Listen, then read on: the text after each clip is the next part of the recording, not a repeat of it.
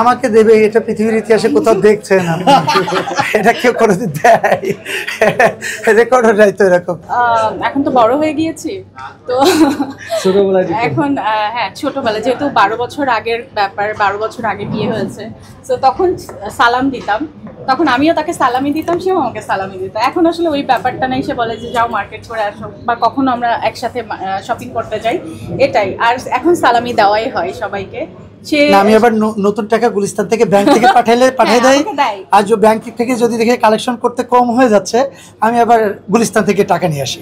তা সবাই নতুন টাকার পিছনে ঘোরে আর কি, এটাই।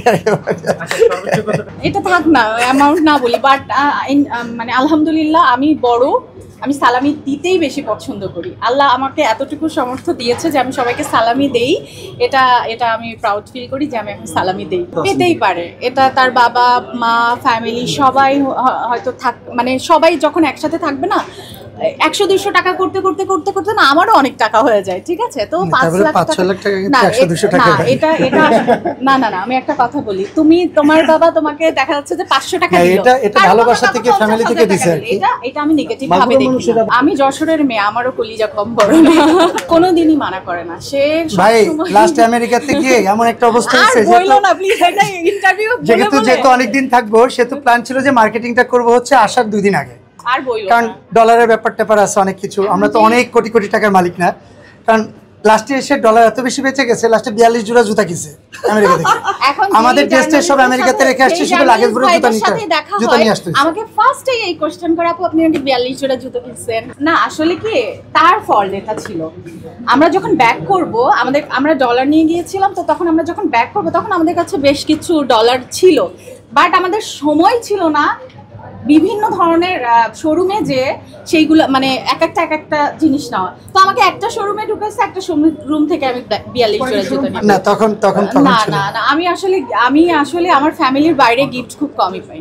প্যারা বলতে ভাই ফ্যামিলি মানে তো প্যারা, কিন্তু ওটা না, ভালোবাসা তো আছে আলাদা, সেটা না। প্যারা বলতে গেলে কোন ধরনের প্যারা আমি এটা বুঝি নাই।